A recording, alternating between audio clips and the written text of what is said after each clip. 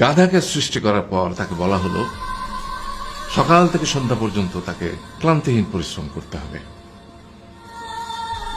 সারা জীবন তাকে পিঠে ভারী বোঝা বইতে হবে, খেতে পাবে শুধু ঘাস, আর তার মাথায় কোনো বুদ্ধি থাকবে না। তার আয়ু হবে 50 বছর। গাধা করজোড়ে সৃষ্টিকর্তাকে বলল, আমি এত বছর বাঁচতে চাই না, আমাকে 20 বছর আয়ু দেওয়া হোক। সৃষ্টিকর্তা সেটাই মঞ্জুর করলেন। কুকুরকে যখন সৃষ্টি করা হলো তখন তাকে বলা হলো যে সে হবে মানুষের সবচেয়ে বড় বন্ধু, কিন্তু সে খাবে মানুষের উচ্ছিষ্ট, এবং তার আয়ু হবে 30 বছর। কুকুর সৃষ্টিকর্তাকে বলল, আমি এত বছর বাঁচতে চাই না, আমাকে 15 বছর আয়ু দেওয়া হোক। সেটাই মঞ্জুর করা হলো।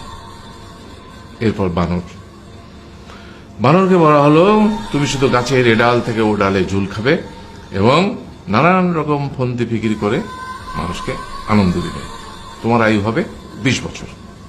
বানর বলল, আমি 20 বছর বাঁচতে চাই না, আমাকে 10 বছর দেওয়া হোক। সেটাই মঞ্জুর করা হলো। এবার এলো পুরুষ মানুষের পালা।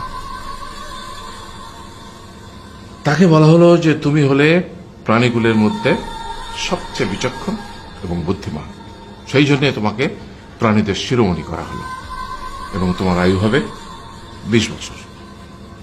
তখন পুরুষ মানুষ বলল, করজোড়ে বলল সৃষ্টিকর্তাকে যে 20 বছর আয়ু অত্যন্ত কম, হে প্রভু, আমাকে ওই গাধার সে যে 30 বছর আয়ু চায়নি সেটা আমাকে দেয়া হোক, ওই যে কুকুর 15 বছর ফিরিয়ে দিয়েছিল সেটাও আমাকে দেয়া হোক, আর যে বানর 10 বছর নেয়নি সেটা আমাকে দেয়া হোক। 20 বছর অত্যন্ত কম, আমি দীর্ঘদিন বাঁচতে চাই। সৃষ্টিকর্তা সেটাও মঞ্জুর করলেন। তারপর কি হলো? সেই থেকে ছেলেরা পুরুষ মানুষ হিসেবে বাঁচে 20 বছর, তারপরের 30 বছর সংসারের বোঝা পিঠে করে বয়ে বেড়ায়, সেটা কার মতো? গাধার মতো। তারপরের 15 বছর সে তার ছেলে মেয়েরা যা দেয় সেই রকম ঠিক কুকুরের মতো উচ্ছিষ্ট খেয়ে বাঁচে। আর তারপরে বৃদ্ধ বয়সে ঠিক বানরের মতো, যেমন গাছের এডাল থেকে ওডাল ঝুল খায় বানর, তেমনি এই ছেলের বাড়ি থেকে ওই ছেলের বাড়ি, আর নানান রকম ফন্দি ফিকির করে তার নাতি নাতনিদের আনন্দ দেওয়ার চেষ্টা করে।